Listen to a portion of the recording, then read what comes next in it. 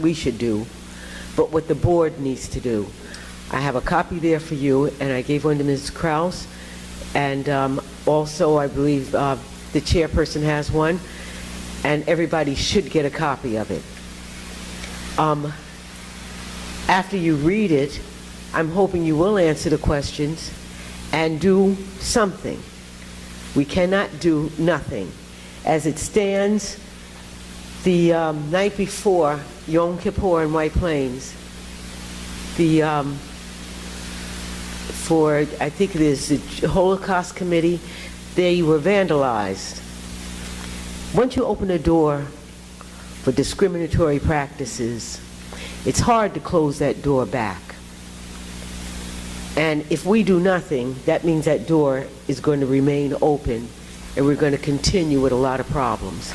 As I said, I don't particularly care too much about what Solomon Schechter does, is what we do here.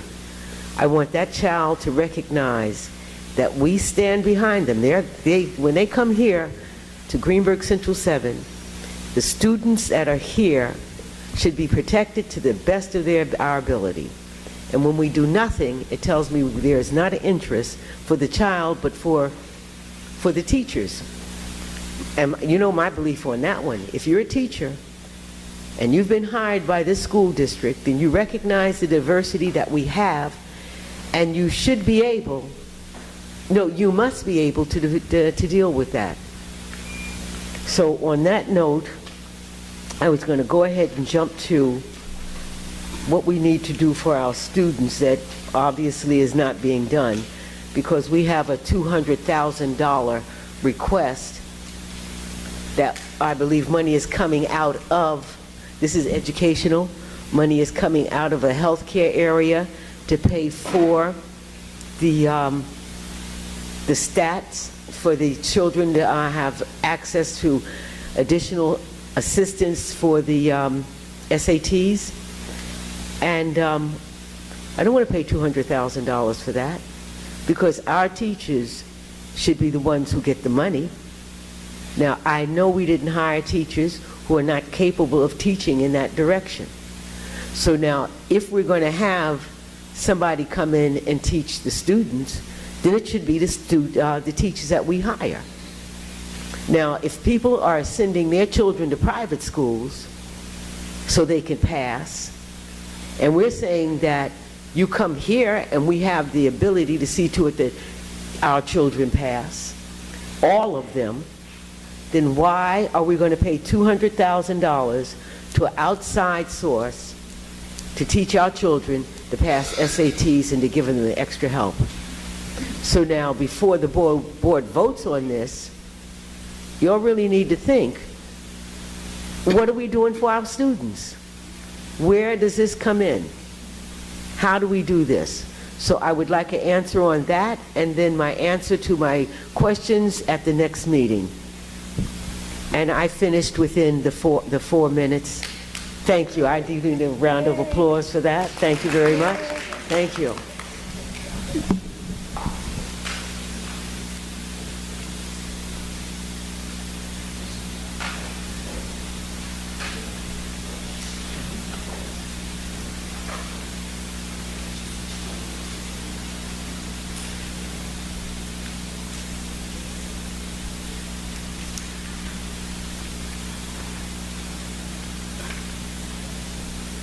Who's next? Who's next? Who's next?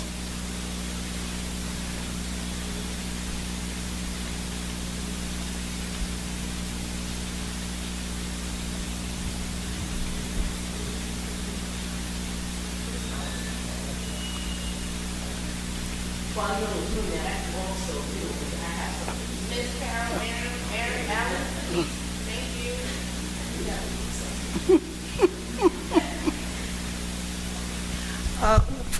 One simple question, please. One of the last agenda items, contract with Greenberg 11 Union Free School District to educate one student in accordance with their IEP. Are we sending our student to Greenberg 11 and paying them, or are they sending a student to us and paying us? That's my first question. The second question was similar to Ms. Weems regarding that $200,000 budget code transfer.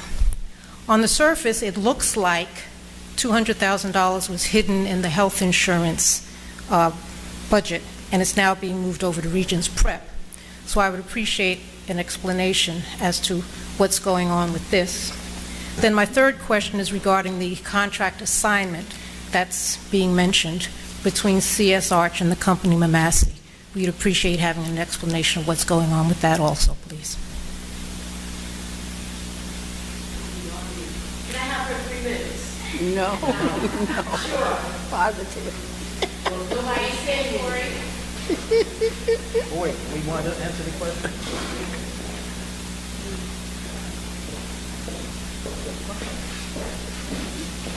Those questions need to be answered. Good evening, Lorraine Cantori. I'm a little curious. Are we going to have answers to the questions? Because this is sort of a little odd. We're not getting any sort of like responses, especially Dr. Allen. You broke a record. You were up here and gone. I don't have much to say, so I don't need your time. Anyway, so I'm curious if we're going to get like any sort of response. I have a couple of questions. Last year in the spring, I asked about the science research, and I was specifically concerned about the science research on the high school level, the competition for Regeneron, Tri-County. I'd like to know if the science research is in place this year, and if students in the 8th grade were introduced to the science research like maybe in May of this past year, so they have an idea of what's involved in science research as they, put together research projects that will take them to competitions throughout the area. So that's my one question. Is that in place? Okay, and then... Okay, is the science research in place? It is. Okay, that's good. Are they going to participate in the Regeneron and the Tri-County? Wait, no. I'm not in my head saying that I heard your question. I wasn't answering. Oh, I was hoping that was yes. Okay. Give her another minute. Go ahead. So, is it in place? Is the science research in place? Do we have a group of enthusiastic science lovers that were entrenched in STEM and STEAM and are going to represent the school district on a competitive level so that they could pursue science for, as a career for the rest of their lives, following their dreams? I'm concerned about that. I also want to comment, any luck with a physics teacher? Do we have any? I know that there's a search that's on, and I really would like to know if there's any luck hiring a physics teacher for this high school, for the kids.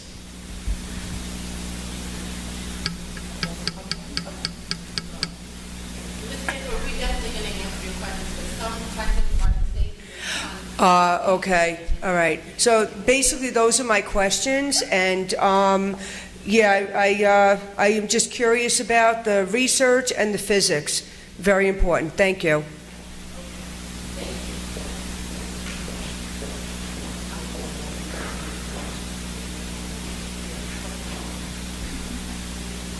You want me to do it? No. So what I'm trying to do is, because the last time we had public comments, we were here for over 2 hours, just on public comments alone. So what I'm trying to get a sense of, are there any questions that can be consolidated and answered at one time? But they're all going to be answered, your questions. Okay, so now, Ms. Ramirez, but you didn't put a topic. What is your topic? Ms. Maria Ramirez. And the same for, and I don't want to put your last name is Giovanna. Is it ECP too? Okay. Hi. So we want to know what the student to ratio is going to be, if we can get a confirmation on the number of students that are going to be in each class. And if what happened to hiring interns. I remember when my oldest son used to go to ECP, there was interns that were hired, and there was like at least 5 people in one class watching the children, and now it's only 2. I'm just wondering what happened to that. and if that would help when one of the teachers is out for lunch, and this can cover the children in case of emergencies.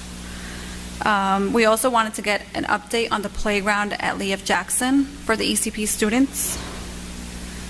And we wanted to know about the family-style eating, because I know they're getting that at ECP, but the children at Lee F. Jackson are not getting it because they're eating in the cafeteria. So we wanted to know if there was something we can do so that they can get the same experience as ECP in that aspect.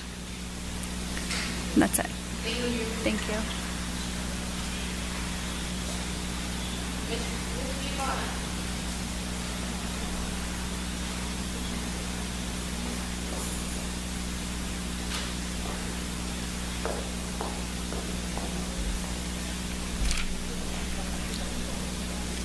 Hello. Hi. Should I start? Yes. So I just have questions too. We want to know if the classroom supplies are here because our children need that. And then we want to know what's the plan for winter for them. Like if they don't have the playground right now, that it's good to go outside. So are they going to be using the gym at Lee F. Jackson? I don't know if that's going to be allowed. So we want to make sure that they have physical activity too during the winter. And another question that I have is that I still knowing that more people live in Greenburgh. They're moving for Greenburgh. So I don't know if, I just came to know that this weekend, 2 of my friends are moving. So what are we doing wrong, or what's wrong with Greenburgh? What can we do to fix that? What's the problem? I'm just very concerned about that. I don't want to keep losing friends. Yes, that's it. Thank you.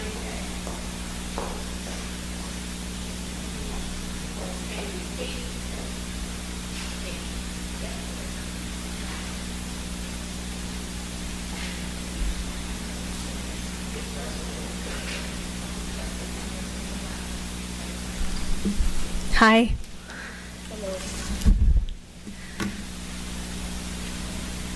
I'm not totally sure what I wrote on the thing because I have a list. Roundtable, digital news. Okay, thank you.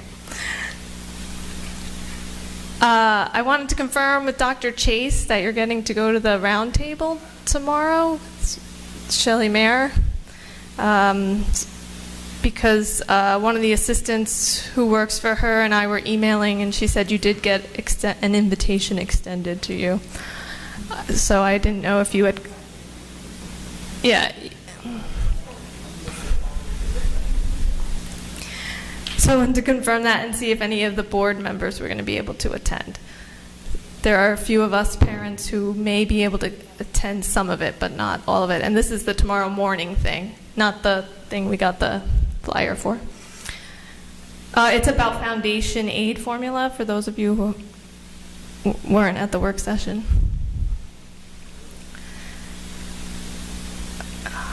Okay, and I'm just following up for myself and some other Friends of Greenburgh Schools members.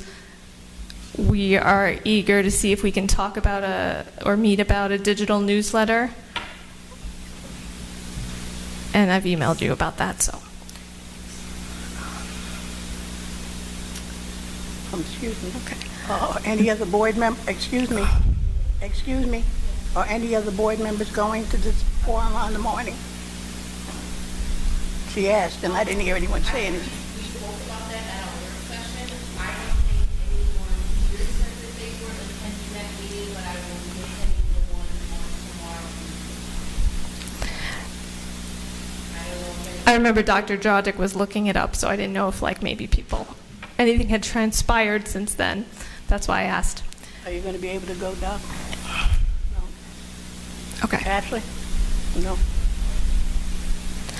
And, sorry, someone brought up the test prep, the SAT prep, And I don't know if you have that on you, but I know that last year, I think was was that the first year you brought in?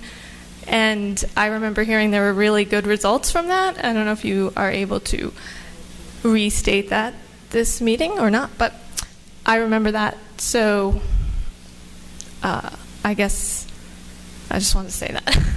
Bring that up. Okay, so I'll take your answers one more.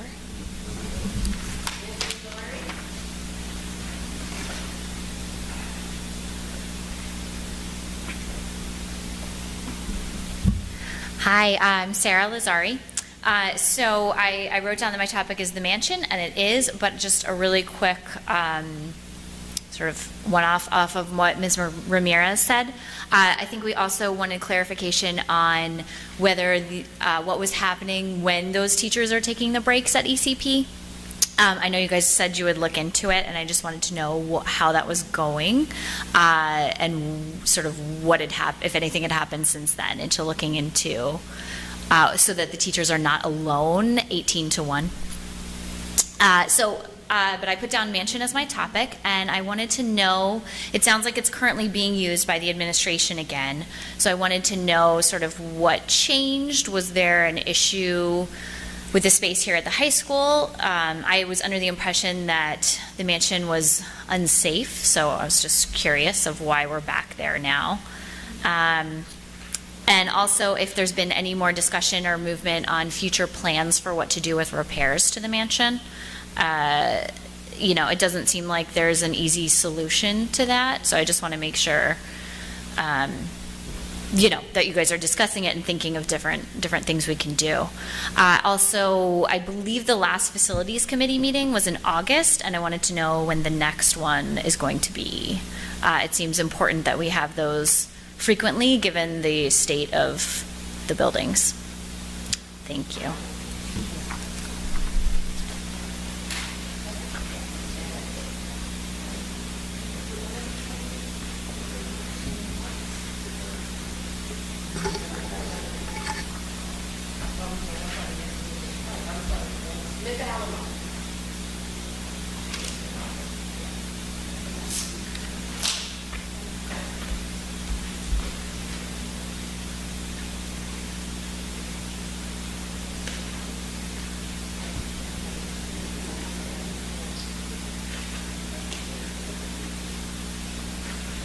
Hi, good evening, everyone.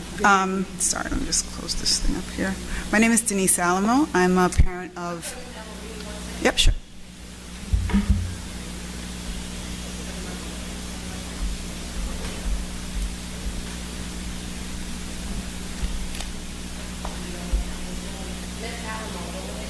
Sure. Thank you. My name is Denise Alamo. I am the parent of twins who are currently second grade in Highview. Become much more involved with the district overall since and during the process of the bond.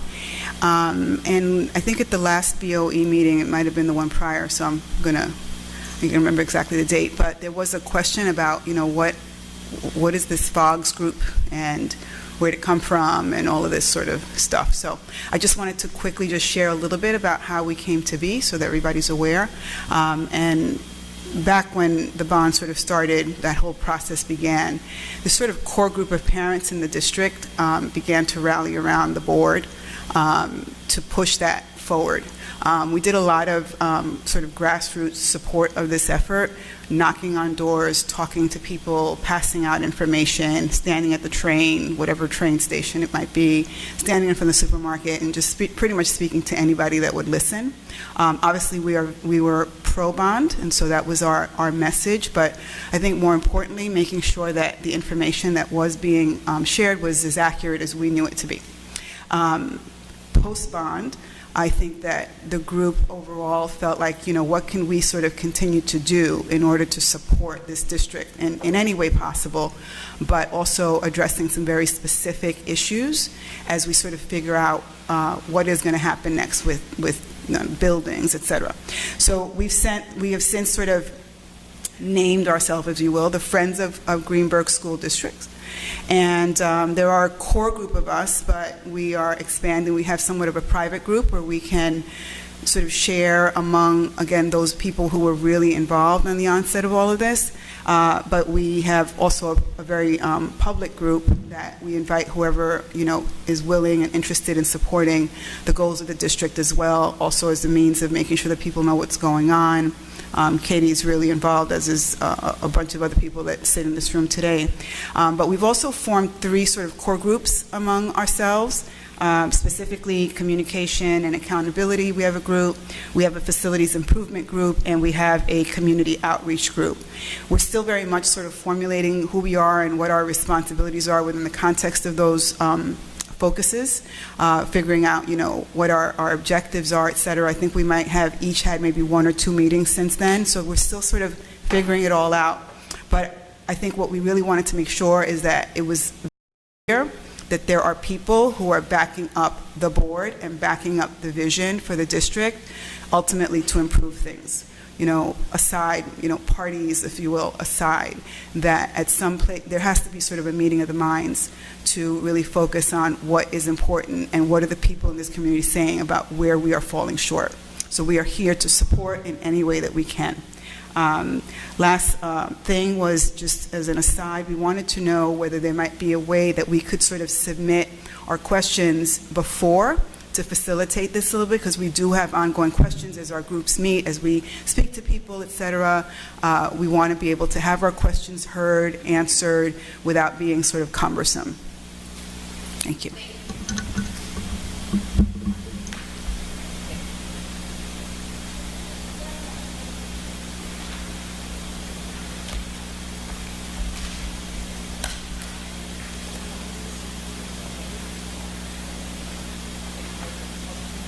Okay, so Dr. Chase is going to start answering any of the questions. Wherever I can jump in, I will. Okay, so first of all, good evening, everyone, and thank you all for your questions. The first one question that was posed to the board with reference to a contract for a special act district in Greenberg. We send a student out and there is a contract, and so the student is going out. A question was asked about the unused funds that was transferred to provide SAT, ACT prep for our students. We've added another section to ACT and SAT prep. And to answer Ms. McGee's question, have we seen results? Oh, we've seen results, and it pays off. Most of you know that ACT, SAT prep is usually a luxury that is given to students of influence because their parents can pay for it. We decided years ago that it would be a luxury for our students. But someone asked about ACT and SAT, so right. So about ACT and SAT is usually a luxury that is provided to students of affluence because their parents can pay for it. Unfortunately, not all children can pay for it, and we decided that this would be a goal of our district to improve our SAT, ACT scores for our students, in hope that these students will have an opportunity to gain scholarships and get into colleges of their choice and not be limited by a score. As it relates to Regents Prep, we want to make sure that our students are well prepped for our Regents, and yes, Ms. Weems, we do have teachers who do a great job, but there are children who need more time. There are children who need more help and more support, and our district is committed to making sure that students have the support that they need beyond the 40-somewhat minutes that are allotted to prepare for the Regents examinations, and this is why we have the Regents Prep. There was a question about science research, and the answer to that question is no, we haven't started it yet, but it's 100% on our radar. We have not started that yet. But it is on our radar, as our other STEM-based programs are on our radar. And I shared with the board last week another wonderful opportunity that could be afforded to our students as well. And I hope to share that with the board at another time. As it relates to the physics teacher, we have not hired a physics teacher as of yet. We have advertised in the New York Times, and we've advertised on OLAS. We are currently looking within. We have a teacher in our school district who is just shy of credits so that person can be credentialed to teach physics, and we're looking at that person's credentials. In addition, we're also taking a look at possible online offerings for our students for physics, for those students who require that particular course. A question came up about how many students are in our ECP class. As we shared last week in our work session, we are committed to 18 students. And yes, there are 2 adults in the room. There was a question about interns. Well, interns usually come to us. We don't typically seek them out. Usually around this time of year or a little bit later, people who are working on their degree in education or getting a master's degree will seek internships. And whenever that's possible, our doors are always open to help those teachers. So as we continue to get offerings, we will continue to accept. But right now, we don't have them. It's a little early in the year. A question about the playground. The board is looking at possible proposals, and they will have further conversation on whether or not there's going to be a playground at the ECP LFJ site. Right now, we do have play equipment for the students, and so those conversations are taking place now. There was a question about family-style eating, and it should mimic the main building's family-style eating.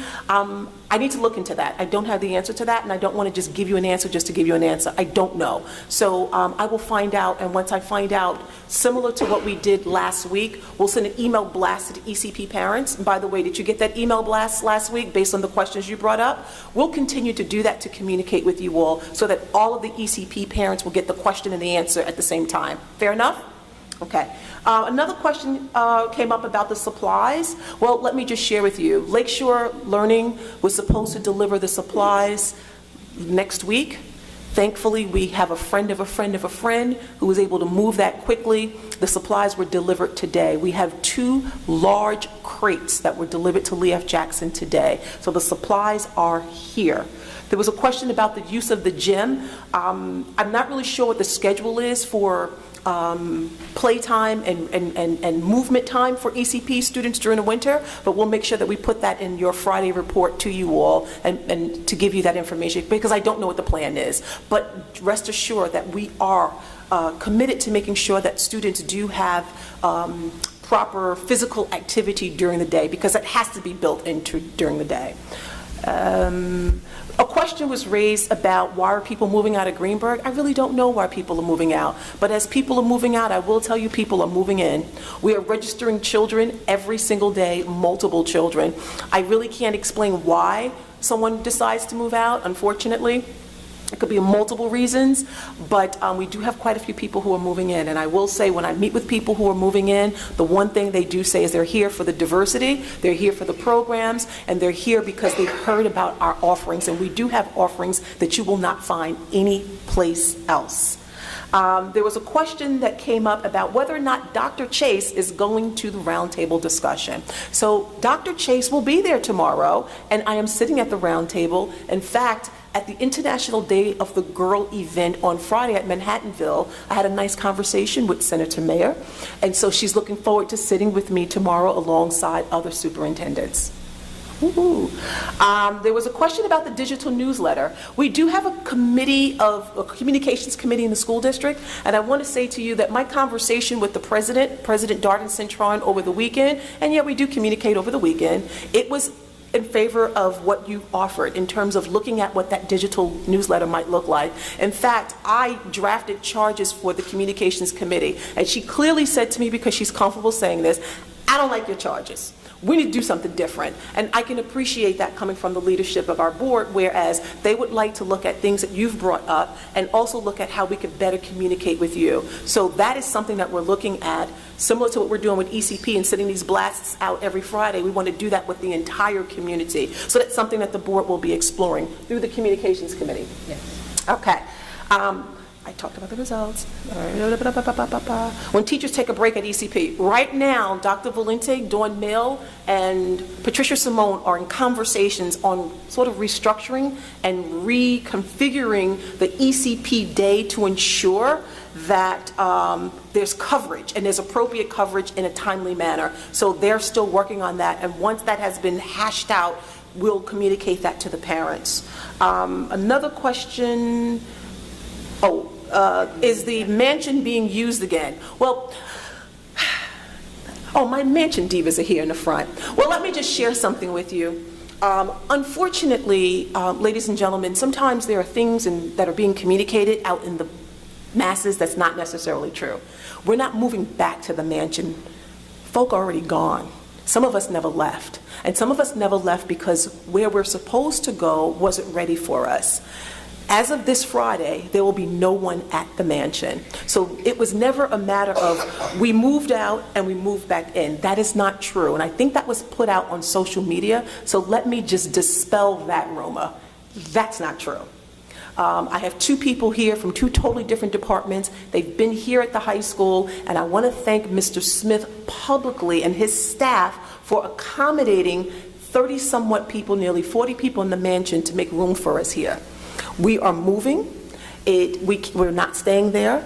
Yes, the mansion was deemed as unsafe, whereas there are ceilings that are compromised. We know that the infrastructure is compromised, and as your superintendent, I am not comfortable with having adults nor children in the mansion. The board is in conversation about the next steps for the mansion. The board is taking a very active role in looking at our architect and also getting second opinions as to what we should do with the mansion. And so we'll be communicating that to the entire community, because I think it's time that we let people know and to dispel some of the rumors about the mansion. Let me repeat, we have not moved back to the mansion. Most of us have moved out. The only two people at the mansion are Dr. Valente and myself and our secretaries. I'm sorry. And also our school safety officer is there. That is it. Dr. Valente is moving out tomorrow. I will be moving out Friday. When we leave, there will be no one at the mansion. So there was a question on future repairs. Again, the board is having conversations about what those future repairs will look like. And so there's another question on the next facilities meeting. I think Mr. Warner has that information, because I don't have the exact date. That's Tuesday, the 22nd at 5:30 p.m. at Liev Jackson. That's next Tuesday at Liev Jackson at 5:30 p.m. Okay, and I believe I've answered all of the questions. Ms. Dobbins, it's right. What's missing? I think Ms. Alamo said just how to submit, like what should be the process for submitting questions prior to, so they can be addressed. So that would be a question that will be answered best by the board, because this is the board's meeting in reference to how. Ms. Williams, may I please finish answering? I'm going to finish. So that's a question that the board will answer in terms of process, because it is their process, it's their meeting. And so I'm more than certain that there will be clear directions from the school board in reference to how questions will be submitted, if that's a direction that they're going to go. That's me with the board. You are free to email questions. Anything that we can respond to, let me take it back. Anything that we can respond to, we will. Things that we don't know and we can get the information from Dr. Chase will respond.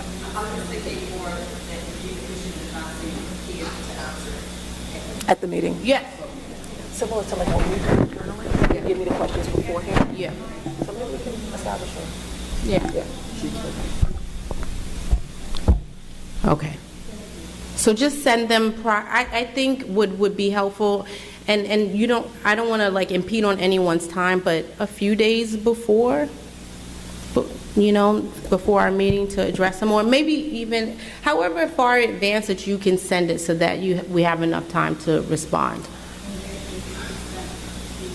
You can put board@greenbergcsd.org.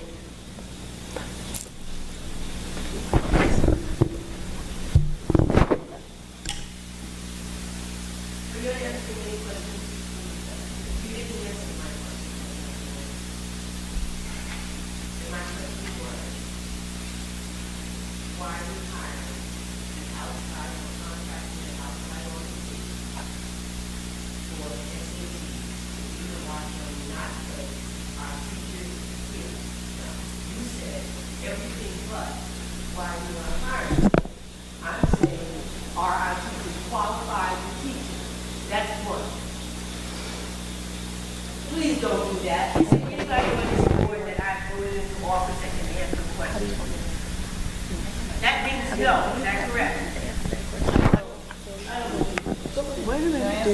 Do you want me to answer that? Can you let Dr. Chase answer and you just really jumping out?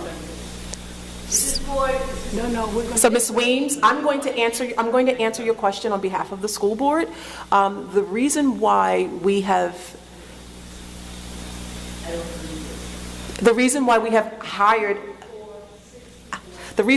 hired outside individuals to do SAT, ACT prep is because there is a very detailed training that goes with that. When you teach test prep is much different from teaching someone how to take your basic math test. When you're doing test prep for those standardized examinations, that training is very comprehensive, and we have hired people who are tried and true and have a proven track record. Now, are my teachers qualified? Absolutely so. My teachers are qualified. However, more than, I would say, 98, 99% of our teachers have already exhausted their time in terms of their schedule. I cannot add an additional course to the teacher's schedule. Otherwise, I would have to pay them additionally, which we don't mind doing. But how much can we stretch our teachers? And so we have a proven track record that the companies that we've hired in the past have worked very, very well with our students, and we are very, very pleased to work with them again in the future. Now, Chairman of the board, we have a board member that also wants to respond. We're going to let. Oh, God, thank you. Oh, yeah. Can you hear me? Because I usually have trouble with this mic. Okay. So actually, the superintendent answered your question, but it was maybe a little quick. So I'm going to slow it down for her. So there are two things happening here. One is SAT, ACT prep, which is a very specific kind of preparation that teachers. Okay, good. So the teachers don't do that, which is why you need to hire people to help the students. For the regents, you did. I'm just repeating it. Okay, I'm sorry. I apologize. I thought that maybe it wasn't clear to you because you kept complaining that it wasn't a satisfactory answer. So I'm okay. Okay. Well, so for the regents, is a different kettle of fish because it is true that regents material should be theoretically taught in the classroom and the kids should be prepared. But again, as the superintendent pointed out, we do have kids that don't keep up and so that need extra help. And it's like you can't have your cake and eat it too. Either as a district, we are going to have to give extra support to the students to get you the test scores that you have all been clamoring for as a community or not, right? And one of the ways of achieving that is, besides having excellent teachers, is to actually give them extra support by hiring companies that will help them achieve more or learn more than they can in the classroom. So that's, I think, pretty much, the answer to that question. That's why that money is being spent, right? If we don't spend it, then, you will be back at the meeting complaining about the poor test scores. Okay. Time. Dr. Chase, can you just make it?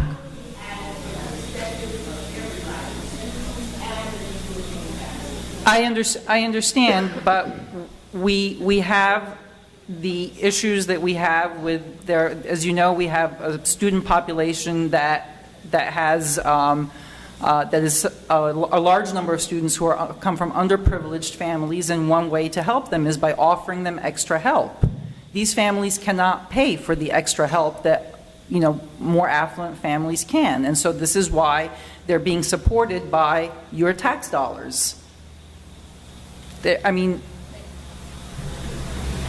you, Tanya. Sure. Appreciate it.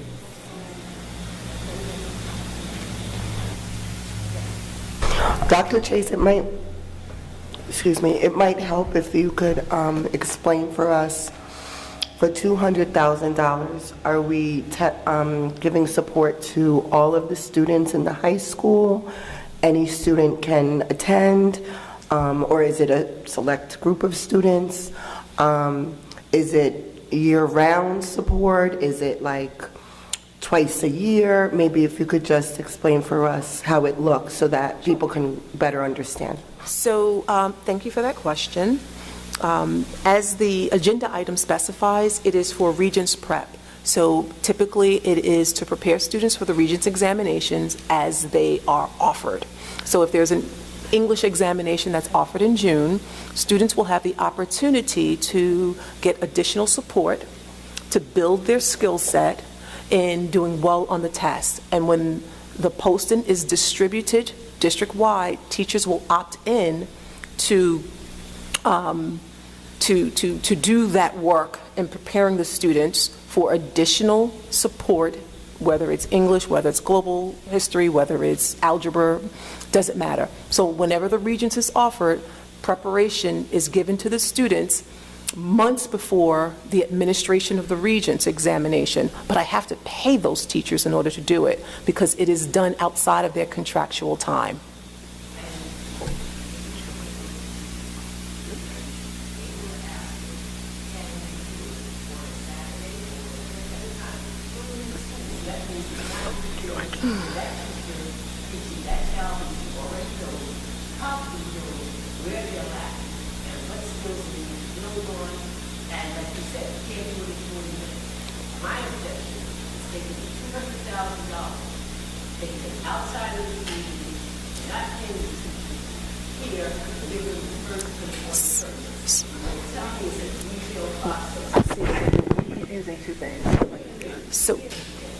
So what I'd like to do is just offer some clarity to the community because it sounds like we're confusing two different things. So SAT, ACT prep, we actually contract that out. What Ms. Weems is referring to, the $200,000, is Regents prep. And Regents prep is usually done internally and it's usually done by our teachers. But we have to pay our teachers above and beyond their contractual time so that they can actually, right? So I don't want us to confuse the two. So ACT prep, SAT prep, that's done by an outside organization. I think we're working with Westchester Prep and they've done a great job with us. But our Regents prep is usually done by our teachers and it's done internally, but it's also done outside of their contractual time and I'm obligated. Now, you did ask about Saturday. That's always an option. And I've been here for 7 years now. I think at one time we did some Saturday classes. We did Saturday prep for ELA and mathematics at the elementary level, and I think we did it at the middle school. And if I'm not mistaken, I think we did it on a Saturday for Regents prep. I don't remember for certain. But that's always an option. No matter if we do it Saturday, if we do it Sunday, if we do it Monday evening, I still have to pay the teachers to work outside of their contractual time. So I just want to make sure that I offer clarity. Did I say it slow enough?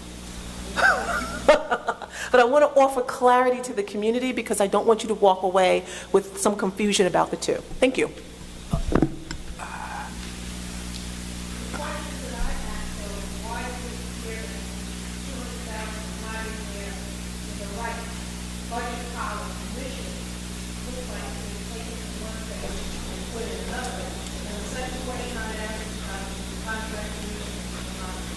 The contract with what?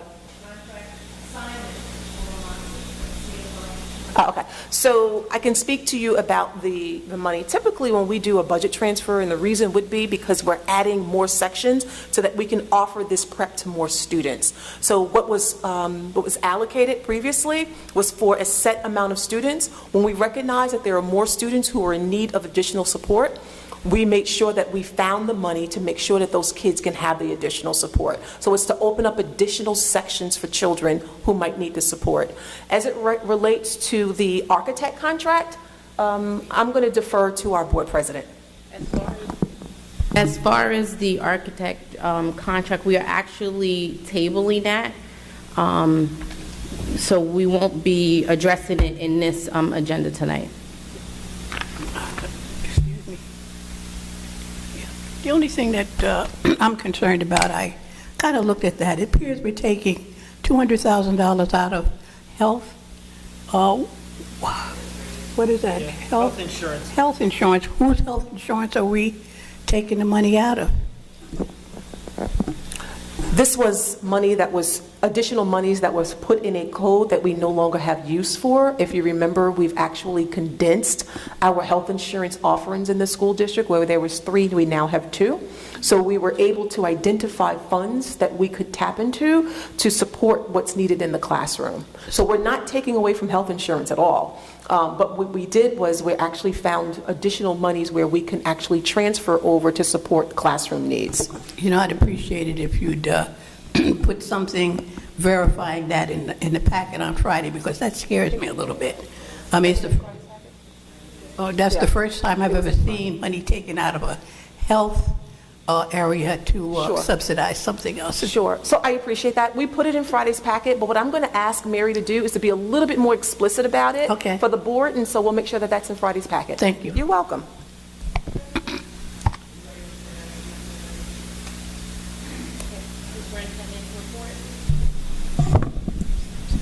No?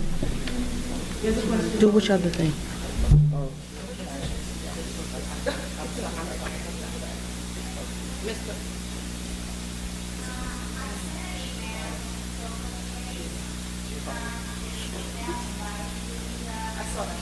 I saw that this morning.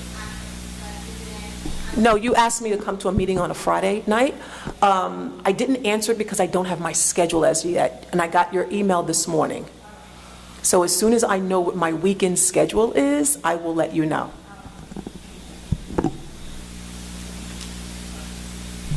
Okay, thank you everyone for your questions. We wanted to take a short moment. As you can see, we have some fruit, coffee, water, and cookies. A very, very short moment to recognize at our regular this meeting here for School Board Appreciation Week. It actually is next week. But since there's no meeting, I wanted to make sure that we recognize my fellow board members here with Dr. Chase as well. So take it away, Dr. Chase. So School Board Recognition Week, as President Darden Cintron indicated, is next week. And of course, we don't have a meeting next week, so we thought this was an opportune time to recognize the work that school board members do. As you know, sometimes school board members get are misunderstood in terms of their purpose. These are individuals who are elected to their positions, but they also volunteer their time. School board members, what you may not know, and I know, is that they work very late, they work long hours, and many of them have their own careers and their own families. And so it is fitting to recognize the work that school board members do. It's a very thankless job, and there's nothing wrong with taking a day or so out just to say thank you for all that you do. So, Ms. Darden Cintron, that's perfect. Thank you. I will not take credit for any of this. Ms. Darden Cintron, this was her idea to honor her colleagues on the board with providing them with snacks, and I'm sure the community will partake with them. I have certificates for each board member, basically on behalf of the Greenburgh Central School District and its beautiful children, for their dedication and commitment to the work that they do to ensure that the vision of the school district does in fact come to fruition, no matter how hard. These are a resilient group of people, and they take a lot, and they deal with a lot, but yet they continue to move forward. And so Mr. Williams is not here, but I do have a certificate from Mr. Williams, and it reads, "For dedicated leadership in public education and continuing service to the children of this community." I have an award for Mr. Warner. Mr. Warner, our past president. I think he deserves a round of applause.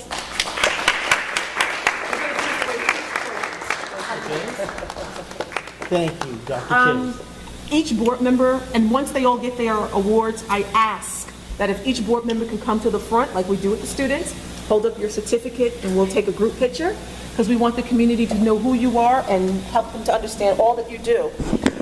One of our newest board members, Ms. Tanya Drodrick, who has definitely been baptized, Dr. Tanya Drodrick, who Oh, my gosh. Okay. Here she comes.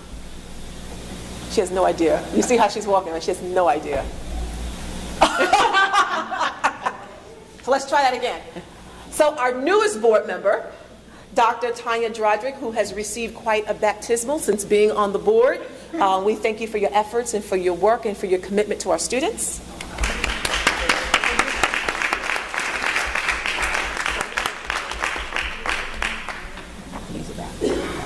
Started off as PTA president.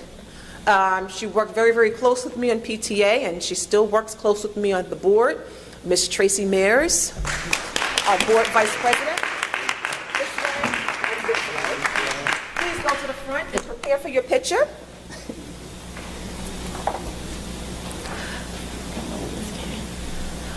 Repeat board member, Miss Cora Carey. Miss Carey, come on up here and get your award. Thank you for your work and your dedication, for working so hard for all children of Greenburgh Central School District. This way and that way. Yes, come to the front. This person I remember meeting in my office who actually brought his children back to the district because he believed in the work of all of our staff members. And Mr. Bell, take that back to your teachers. A person who believed in what we were doing here and said, I've heard in my community that this district is a place where I should not go. And he said, Dr. Chase, I'm going to trust you and I'm going to bring my children back. And not only did he bring his children back, he actually ran for the board. Mr. Ashley Panetta.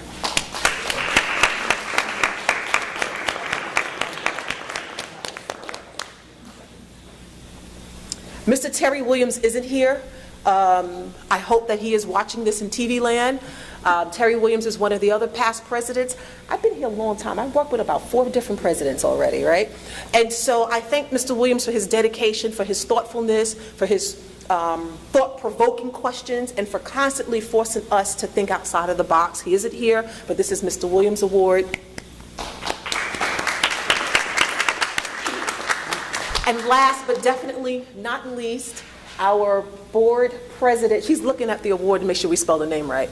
Our board president, who is, you may not understand sometimes her philosophy and what she does all the time, but you better believe it's for the betterment of our district and it's for the betterment of our kids. And it's a pleasure to work with someone as supportive as Ms. Darden Cintron.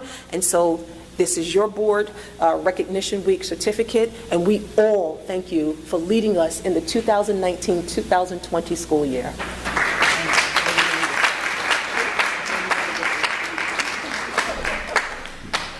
Okay, you guys pose for your picture. Nope. Yes. I will not. No. Okay. Can I hold up Mr. Williams' award? Yes. Yes, do that.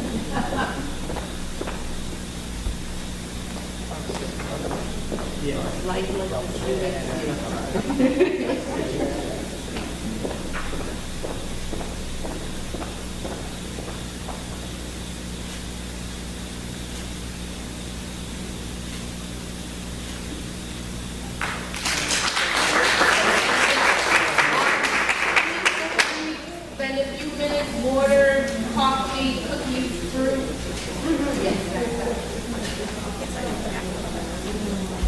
I wish you coffee.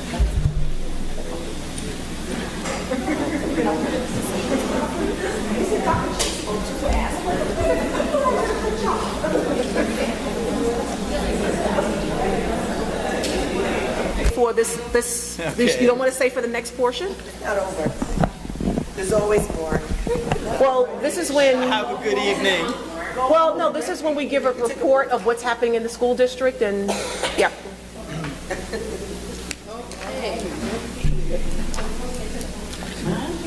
All right, Dr. Chase, we're ready for the superintendent's report. Okay, good evening, community, once again. I am going to ask the community, as well as the board, if we could just give a moment of silence to one of our beloved staff members who passed away. Many of you may have heard that one of our math teachers here at Woodlands Middle School suddenly passed away 2 weeks ago.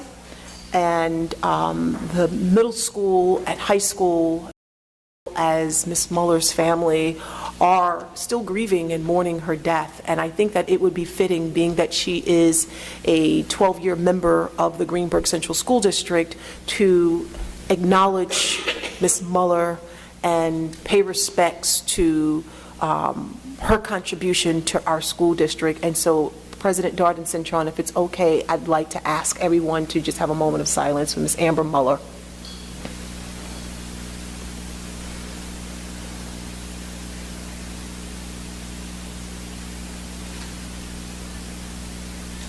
Thank you.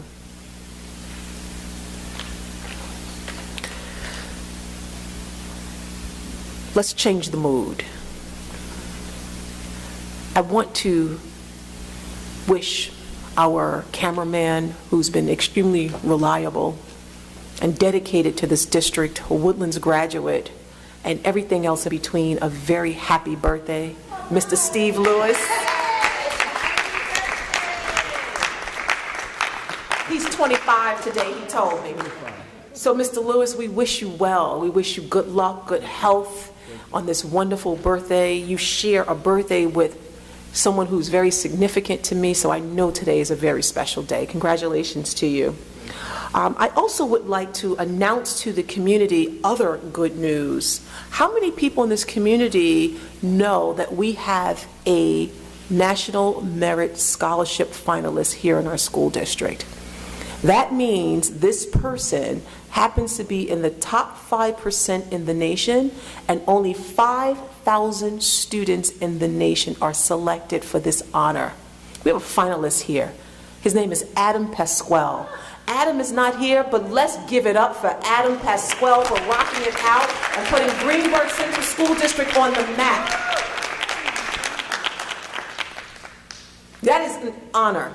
I've been here for quite some time, and you know what? The first time I heard of students in the school district being considered for this distinguished honor was about 6 years ago. We had 3. And so we appreciate all the hard work of Adam Pasquale and all of our children at Woodlands Middle High School, and we congratulate the teachers who are part of this village and making this happen. It is School Board Recognition Week next week, and I think we've done that part already. I also would like to let everyone know that next week is also School Safety Personnel Week. But the Greenburgh Central School District is a very, very unique place. Although it is School Safety Week next week, we create our own holidays and celebrations in the school district. Today is School Safety Personnel Day. This is the day where we honor and celebrate and recognize our hardworking, dedicated school safety personnel. These are the people that keep our schools safe and orderly. These are the people that ask you for your ID when you go into the schools for lobby guard. These are the people to make sure that our children are safe, our staff and our faculty are safe while they're in the Greenburgh Central School District. So we recognize you, we appreciate you, and we thank you for your dedication and your hard work. Let's give it up for them. Did you also know that it is Principals Appreciation Month, Mr. Warner? I did not. Well, now you know. It is Principal Appreciation Month, and we thank our principals for their hard work. There's all sorts of holidays now. It's for everything. But we thank our principals for their hard work, and again, our unsung heroes. Most people don't know what the work of a principal entails. These people are thinking 24 hours, 7 days a week about the children under their charge. They are hardworking, dedicated people, and we wish to acknowledge them. I ask that you go onto our social media in the next couple of days, because each one of our principals will be featured, and you're going to learn some fun facts about them. They're more than just the people who set the rules in the schools and observe teachers. These people have very, very interesting lives outside of Greenburgh Central School District, and we want you to learn a little bit more about them. As you are aware, this is Breast Cancer Awareness Month. Our school district, once again, will be participating in the Making Strides Walk. We are actually going to participate in the Manhattanville Walk this Sunday, October 20th. Anyone who's interested to be a part of Team GCSD, please meet us here at the high school at 8 a.m. We will go to Manhattanville and we will participate in the 5K walk, or you're more than welcome to make a donation. survivors in our school district and those who have struggled with this in their family. This walk is in honor of these individuals. On October 29th, it is Pink Day in our school district, and we encourage all Greenburgh Central School District members, as well as our board members, to wear pink to honor and commemorate this very, very important day. This week is Spirit Week at our high school. As you know, that Saturday, October 19th, which is my mother's birthday, is our homecoming here in our school district, and we're excited about homecoming. We encourage our community to come out and support our Falcons. They are doing exceptionally well, and they could use some more spirit and cheering on from our community. Once again, Saturday is homecoming. Please come to the homecoming game, and details about the game can be found on our website as well as our social media platforms. As you all know, we have migrated to School Messenger as our platform for communicating to our families. Many of you have received email alerts from us. You've gotten the phone blasts from us. Some of you have even opted to receive text messaging. We ask that you please update your School Messenger feature to tell us how you wish to receive communication, and I ask you to please do that ASAP because winter is upon us. Although we're still sort of flirting around with the 60s and 70-degree weather, you do know at the drop of the hat it's going to be 35 degrees. You do know that it's going to snow soon. You do know you're going to get snow day calls from me. Although the meteorologists predict that we're going to have a fairly normal winter, they're usually wrong. So I just want you to be ready to receive the messages, and I don't want anyone to be left out of the message. So you have a choice: email, text, or you can get a phone call, or you can get all three, you can get two, however you wish, but you can set the feature. And if you go onto our website and if you go onto our social media, you will learn how to do that. We are adding another feature to School Messenger. Again, another way of communicating better with our community, whether our community is here at the school or whether they're at home. Very similar to the feature we had before called Anonymous Alert, you have the option to use School Messenger to send an anonymous message to the school administrator, whether you want to report bullying, maybe you want to report something that you believe that is happening in the school that you want the administrator to investigate. You can report those things anonymously. In the next couple of days, we will be launching that feature, so I ask that you look out for it. You're going to get a letter from me as to how to set that feature up on your phone and on your laptop, and so please look for that message from me in the coming days. Again, I ask that you continue to look on our social media platforms and you visit our website for information and updates about our school district, and I thank you for your attention. Have a great night.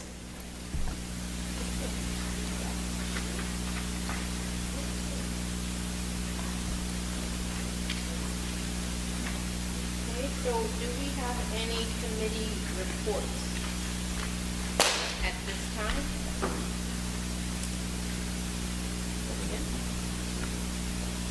Okay, I'll just say I believe our safety and security committee, we are meeting November, let me look at the calendar. I think it's the 7th, but let me double check. Yes, Thursday, November 7th at 7 o'clock here at the high school. David, did you already shared your facilities meeting? If you'd like me to repeat it, that's next Tuesday, the 22nd, October 22nd at Leaf Jackson at 5:30 p.m. Okay. Here. Same place, Miss Carey. Okay, so we're on to C. Let me make sure I'm not skipping anything. Yes, C, approvals.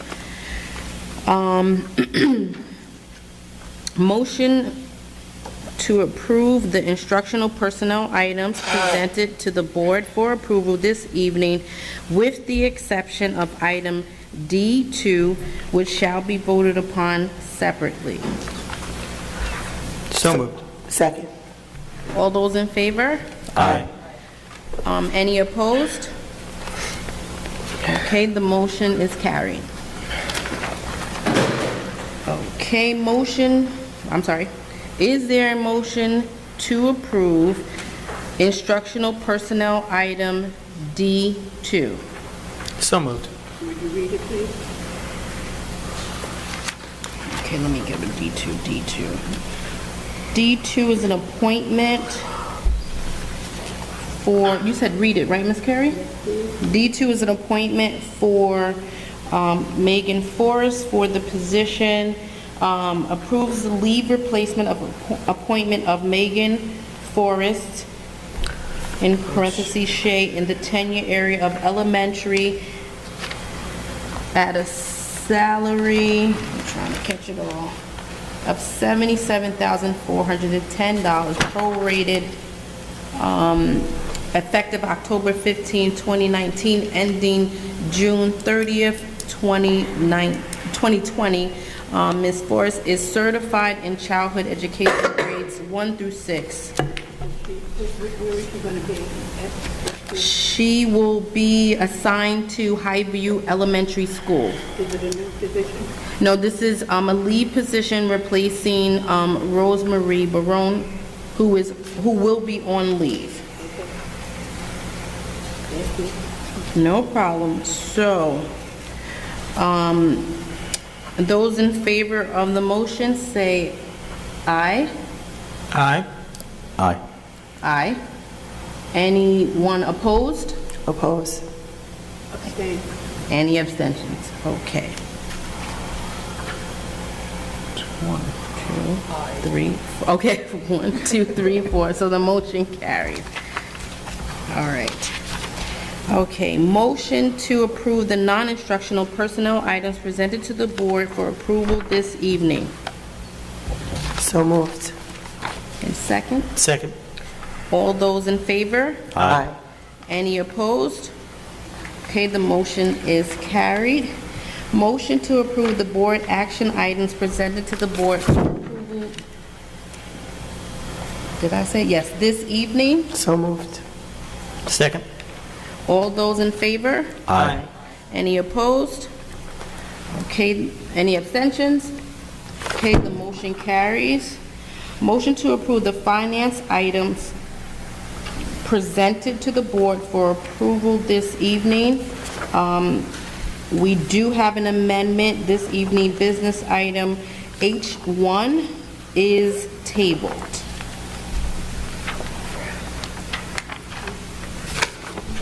I'm sorry, go ahead, Ivy.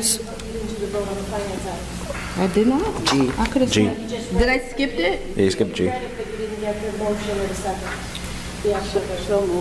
I'm sorry. Seconded. All those in favor? Aye. Any opposed? Any abstentions? Okay, the motion carries. Okay.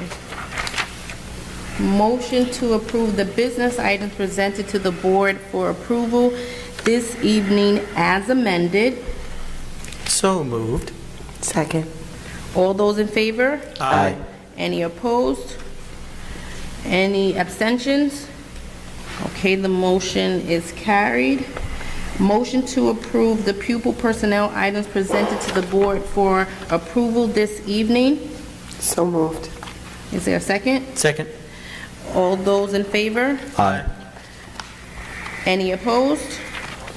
Any abstentions? The motion carries. Okay, so now we're to D. Oh, we did all that, right?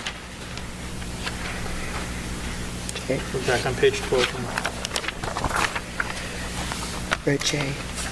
Say that again? J. J. Discussion on policies 3220 and Yes, 3250. yes, yes. I don't have those policies in front of me. I have them. Great.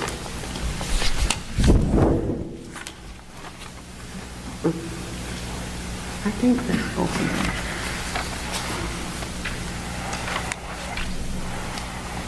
Okay. So we, Tracy? Yeah, this is not the right one. Maybe, yeah, but it's 3220, and I think there was another one. So I requested that we look at any policies that we had involving use of animals in the schools.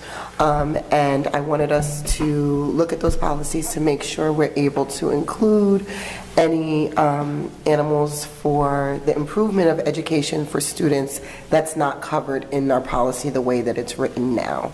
So we do have 3220. Now 3250 might be that just looks like it's a PTA one. And so that's not the right policy, but I'm gonna look it up now if you give me a minute. But 3220 talks about use of animals in the schools. They have a section that talks about using animals with for students with IEPs or any special situation for a student that has related to an individual's disability. It talks about the board also allowing the use of miniature horses on school grounds for individuals with disabilities. I'm wondering, though, and the reason why I brought this up, if we could utilize other animals, sometimes dogs, or any other animals that we may have for all students, not just students with disabilities. And I'm wondering if there's a way that we can include that in our policy, and that's why I wanted to bring it up to the board to go through our process of procedure, sending it to administration, sending it to our attorneys to see if there's a way that we could better word this so that we could have animals available to all students, not just students with disabilities that specifically have an IEP. Excuse me, could you give me a rationale as to why you would want children other than those who would need a rescue animal, whatever, the use of a service animal? So there's students that maybe have difficulty in certain areas that don't necessarily have a 504 or an IEP, but maybe they have a difficulty with reading or a difficulty in some other area, and that an animal may help them, like a service animal or a therapy animal, being in the classroom may help them to strengthen their experience as opposed to just having it for students with specific designated needs. Okay, so the possibility of a classroom having maybe 10 animals in it, that's a good possibility. If my daughter and 5 of her friends feel that or their parents feel that they need a service dog, whether they have a designation or not, and it's approved, then they can bring their 5 dogs and somebody else can bring 5 other dogs, so there'll be like 10 dogs in the classroom, or 10 cats, or guinea pigs, or whatever. So I think that's something that we really need to talk about and discuss before we 3220, 8250. I'm sorry, it's 8250, not 3250. I need to have somebody has to help. So the two policies are 3220 and 8250. And 8250, so 3220, I mentioned it briefly. All of our policies are available online, and so everyone can look at it. It's public. It's a public document, but our 3220 talks about the IEPs and special needs, and then 8250 talks about like study and care of animals, so students maybe in the high school that may be studying certain animals, dissection of animals, or instruction in the humane treatment of animals. So I'm wondering if there's another way that we can include a section to maybe encompass animals that we use in the school.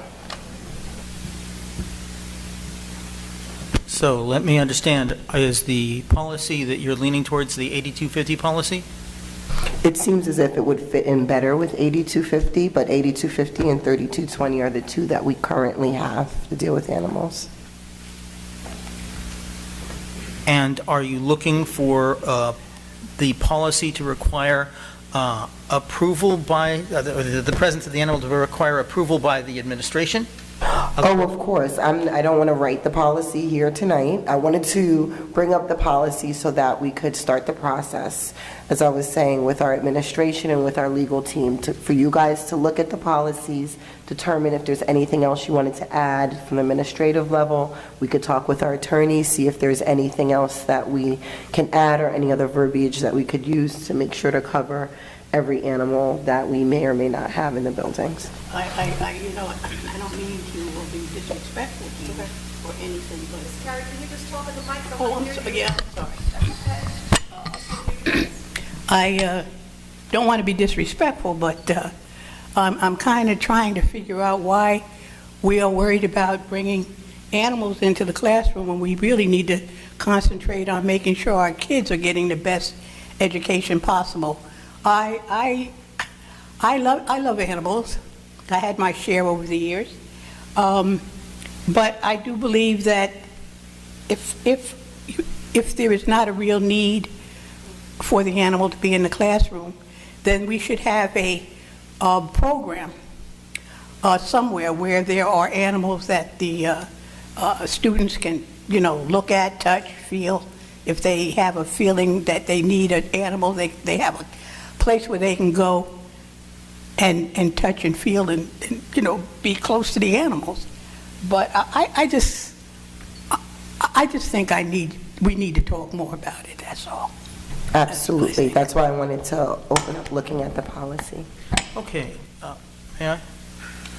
So I can think of a couple of different examples of animals. So there's I believe we gave an award to someone who brought in Bradley the reading dog. Well, that's fine. And that dog students, is one, right. That's one dog. That's one dog. That's right. That's not a student bringing a dog in. That's not a student bringing a dog. I'm sorry, I didn't want to talk about a student. I'm sorry. I wasn't talking about a student bringing an animal in, so I'm sorry. I wanted to clarify that. Sorry. Mm-hmm. That's why it needs to be spoken about. Yes, thank you, Mr. Warner, for clarifying that. Yeah. At another time.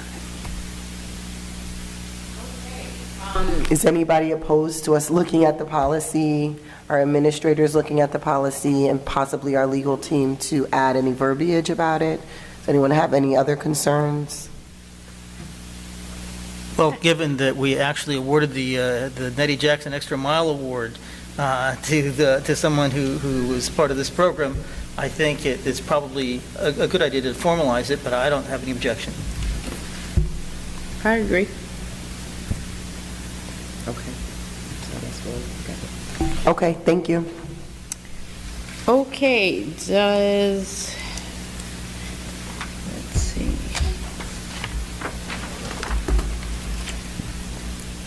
Oh, do we have to ask Ivy to make sure that it says 8250 in the notes, not 32? Oh, yeah, Ivy, it is 8. Thank you. Okay. Does anybody have any new business? First of all, I'd like to just this, did you mention about the Parent-Teacher Association, whatever this is? That was a mistake placed in. Oh, that was a mistake? Yeah. It was mixed up with the 8250 instead of 3250. Oh, okay. Okay, I'll give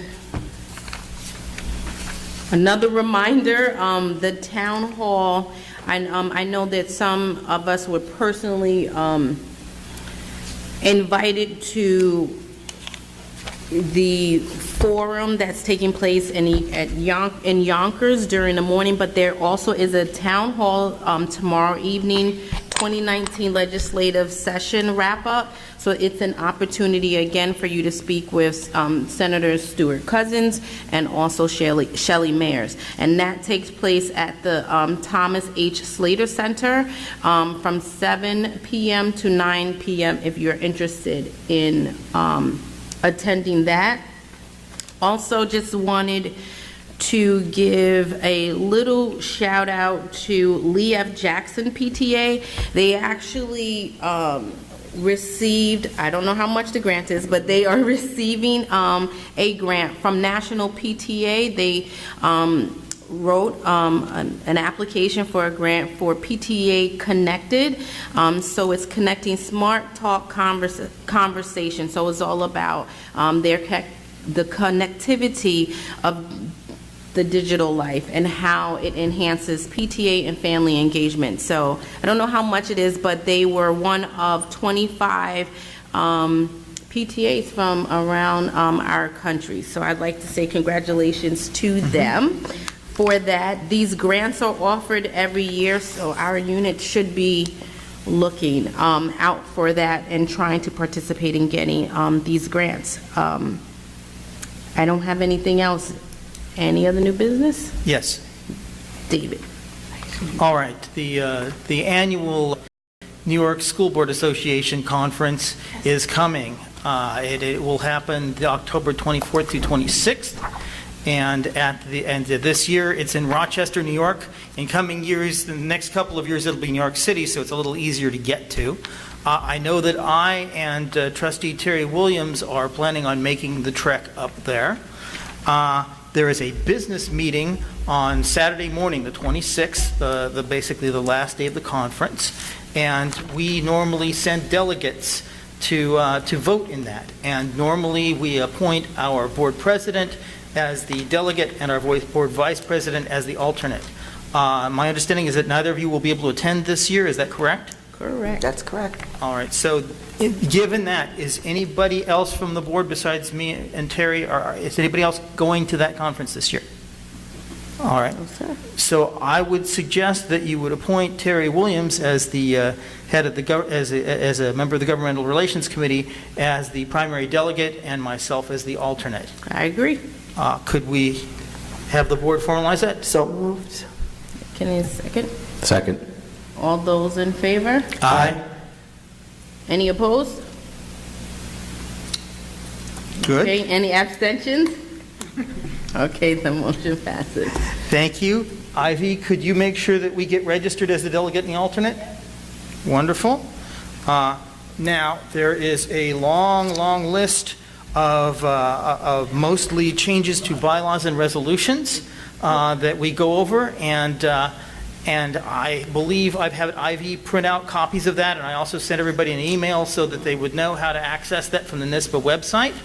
And if anybody has, there's a list of recommended actions followed by a list of things that were recommended by districts that NISBA as an organization does not recommend, but will be put out on the agenda. In and amongst all of that, most of the things that they recommend I would tend to go for, and I have questions for the board about 3 items that I think may be somewhat I want to know the board's opinion about. And if anybody else has any other additional items that they want to bring up, that's a good thing too. So if you have this packet or the equivalent of this packet, I believe there are 3 items, 4, 6, and 15. So item 4, just page through, resolution 4 is on page 12 of 38. It says, resolved that the New York State Board of School Board Association supports proposals to allow boards of education to determine if their buildings will be used as polling places for all elections. And there are 2 sides to this. What we have done here for Election Day, because we have safety concerns now, that we've worked really hard to try and keep people out of the school, or make sure that only people who are supposed to be here are here, and we have lobby guard, and we have all the things that we're dealing with because of the danger to society. And when it gets to be Election Day, of course, there are election rules. So people come into the gymnasium at this school, and they're authorized as voters, and so we let them in. What we've done this year is, I believe we've made that a day when we don't have school. Staff is in the building, the students are not. Yes, and that's how we've gotten around it. Now, what they're talking about here is maybe school districts should have the ability statewide to determine whether they want to use their schools as polling places or not.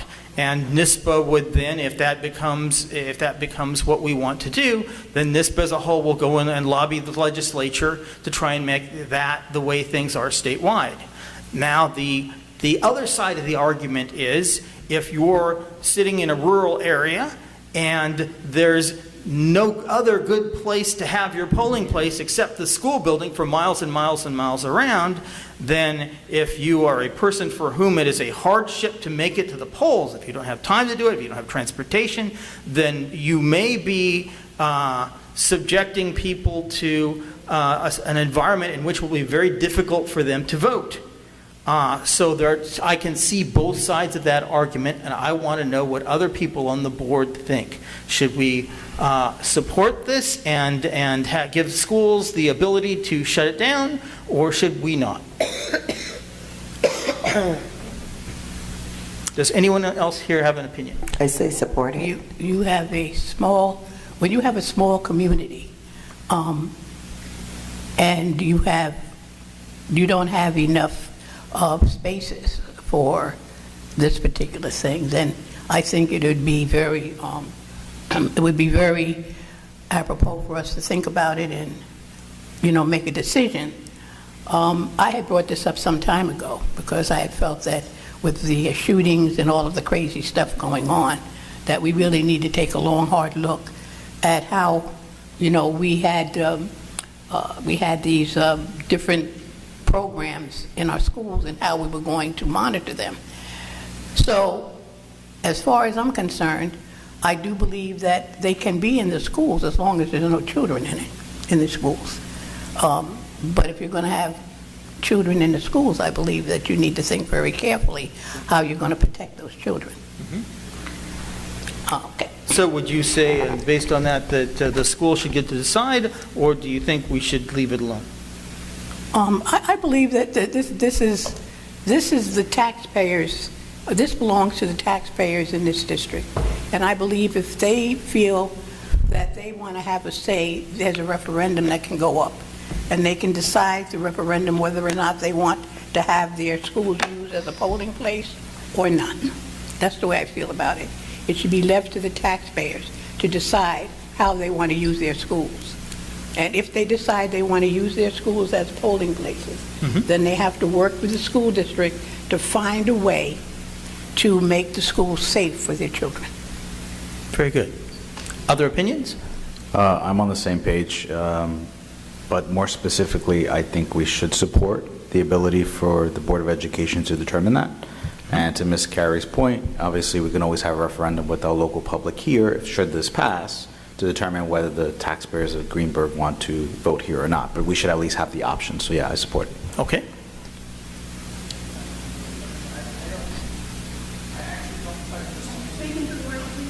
Right. I'm trying to understand exactly what it would entail. If it would be possible to rotate the schools, have a police presence. I'm just really not clear on the details of, how we could make it work, both for keeping the kids safe and actually keeping the schools open for voters, because I think it's really important to make voting as easy and as accessible as possible. So that, I'm unclear on these details, and I'd need these details to really understand what it is that we were deciding here. Obviously, what's going to happen is that the details you're either giving the district the ability to try and work out those details for itself, or not. That's what Right. it is. The issue is, that's what I was going to clarify. All right. We just got this 38-page paper. Yeah. Yes. to look through, but as I quickly tried to look through it, so that's why I wanted to ask if you can clarify, yes or no, just yes or no, because we're short on time, that the issue is whether or not the school, we're voting for NYSBA to lobby to have the school board to have the authority to allow voting or not. The school boards to make the decision. That's yes, all. Do the school boards get to make the decision? Okay. All right. Sure. Okay. Support it. Support it. Yeah. Support it. I'm sort of in the middle. For me, what's most important is what's going to be the vehicle that doesn't impede voting for people. That's the primary thing, and it really depends on what the school, what any school wants to do. Either if they're saying no to me, then that means that may impede. If they're saying yes, you can use our building, that means it still keeps it open to more voters. Okay, thank you. Moving on to number 6. Page what? Page 14 of 38. Yeah, this is actually Proposed resolution number 6. Resolved that the New York State School Board Association supports legislation that would require the independent hearing officer in a 3020A hearing to accept the penalty sought by the district if there is a finding of guilt. I agree. Okay?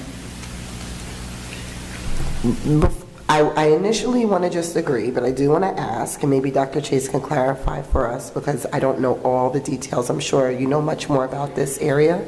Dr. Chase, do you know why possibly right now the officer is not required to accept the penalty by the district? Why is there a reason why it's not like this already? Oh, sorry. I'm sorry. It's page 14 of 38. So in 3020As, the hearing officer is in charge of, making the findings and also weighing whatever penalties. NYSBA wants to say if that teacher is found guilty of whatever it is, that the school or the whatever we district ask for has the right to say this is what we feel like should take place, whatever the I don't want to say suspension. So what whatever I think I hear is that giving districts a little bit more autonomy? Yes. As it relates to disciplinary action? Yes. If guilt is found, you should be able to say this is what we recommend as a district, and not the hearing officer saying this is what you're going to do. Right. I'd like to see districts having more autonomy with that, because it could be a variety of reasons why certain things take place. We're all human. And a hearing officer who may not necessarily know the makeup of the district or someone's background could render a decision that may not be the most appropriate. So I'd like to see the districts take more or have more autonomy in the decision making. So currently just for clarity, a 3020A is a procedure that is done when a tenured individual is up for some sort of disciplinary action. That's correct. So what normally happens, could you clarify for us, so that the district does what and then the hearing officer does what normally?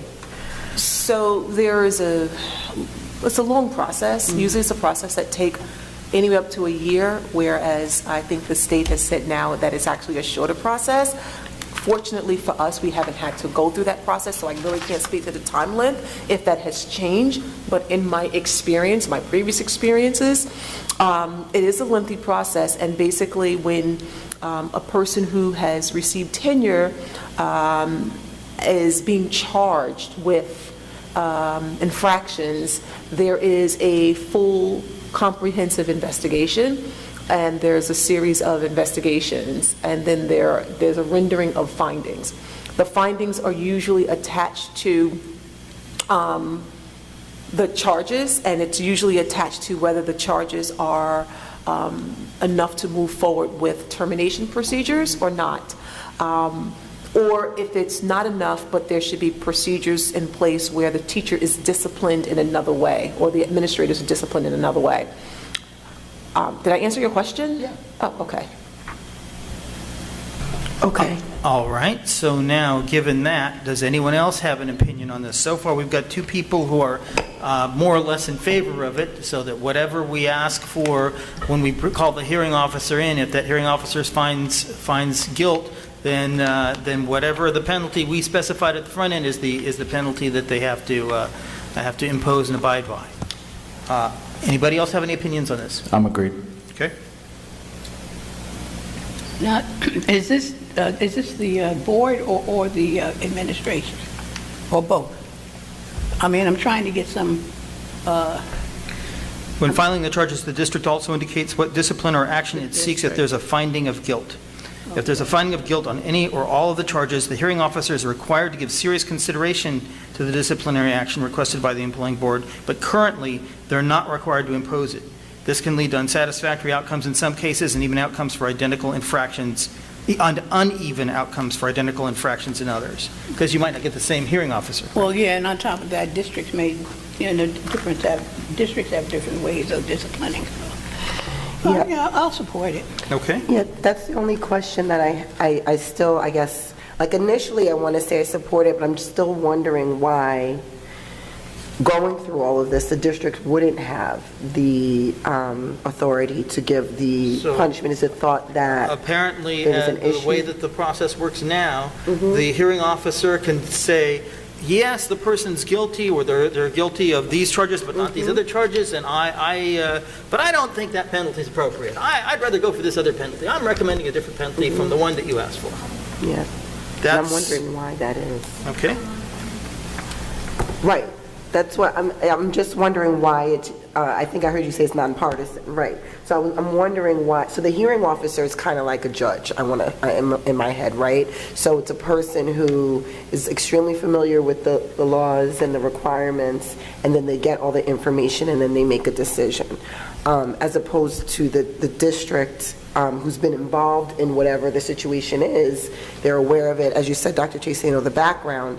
So on one hand, I kind of think, of course, the district should be involved in the penalty, but then on the other hand, I'm thinking it may be, especially if it's a long drawn-out process, if it's a public process, sensationalized, there's all types of things that sometimes happen.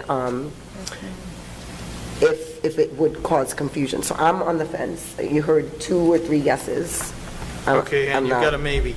Yeah, I'm not. All right. Fair I'm enough. going to abstain on that. Moving on to proposed resolution 15. That's on page 20 of 38. Resolved that the New York State School Boards Association seeks to initiate legislation at the state or federal level that would provide for regulations to identify proper practices and enforce sanctions for improper practices related to the participation of parent advocates at Committee on Special Education meetings and hearings. Agree. That was easy. Okay. And I'm looking at that, and I'm of 2 minds, which is why I'm bringing this up. Because on the one hand, if people are disrupting the meetings, then maybe you want to have some recourse. And on the other hand, it's hard enough to get people to volunteer for this thing. So if they're afraid that they'll be sanctioned if they do the wrong thing, then maybe you'll have a difficult time getting parent volunteers. And parent volunteers are often helpful. So you're in favor of it. Anyone else? Antoinette, you seem very familiar with this one. You gave a quick yes. Have you heard of situations, at least in our district or in our area, where parent advocates are not appropriate in their conduct? I have not heard of that experience. I just know that I work in a city and, no parents here. At the end of the day, I think that parents should be able to have an advocate with them to help them during that process. It comes down to parent support for me. But what about the accountable for the advocate's conduct? That's my concern too. My hang up is, do we punish people if they yell at an IEP meeting? Or maybe Dr. Chase, you would know, maybe not in this district, but prior experience, the parents have been inappropriate, that they require, accountability? An IEP meeting is a very sensitive topic. And if parents are given the support that they need, I'm all for that. I think there needs to be a code of discipline for everybody at the meeting, whether it's the parent, it's the administrator, it's the teacher, if it's a related service provider, everybody should conduct themselves accordingly, because at the end of the day, we're talking about the future of a child. That's my position. All right. So how do other board members feel? Well, I feel that as I have to agree somewhat with Dr. Chase, because you want me to? Especially if you agree with Dr. Chase. I want you to speak in that microphone. I have to kind of agree with Dr. Chase in this instance, because I've been at CPSC meetings, and I've found that some of the staff have been extremely disrespectful to parents. They don't speak the language that parents understand sometimes. I know I got excited at one meeting when a lawyer said something very, very, very disrespectful to a parent, and she started to cry. And of course, I got a little bit upset, and I did a little screaming and hollering myself. But I believe that everyone needs to keep themselves in a peaceful mind when they're speaking to parents whose children have disabilities. It takes an awful lot for a parent to sometimes believe that their child has a problem. And I've seen many parents not want to admit that their child has a problem, do not want them to be designated, and will scream at you and holler until later on they find out that you were right. So it's all according to who's in that room and how they conduct themselves with the parents who have the children with the disabilities, because you see, they're the victims because they don't allow themselves to understand the depth of the problems that their children may have, it being special needs children. So I'm going to support it, but I'm going to also say that sometimes people who you may think are good special ed people need also to have go-to programs that can help them deal more compassionately, especially with parents with disabilities, who have children with disabilities. Thank you. Does anyone else? Yes. Just some clarification. I'm reading this. I'm not sure I'm reading this right. It's saying here specifically regarding enforcing sanctions for improper practices related to the participation of parent advocates. Yes. So this is specifically to parent advocates. Yes. This isn't Correct. for a code of conduct or Yes, anything like that. exactly. Correct. That's my Okay. concern, yes. So with that said, I guess I never thought about that being an issue. But parent advocates, as I'm reading this, it sounds like they're really just someone that a parent chooses to bring along to help support Yes. their case, right? Essentially with advocating for the children's rights. Parent advocates usually have gone through training. They are trained. That's right. Parent advocates are parents who have children who have gone through the system, and they are trained, and they are the people.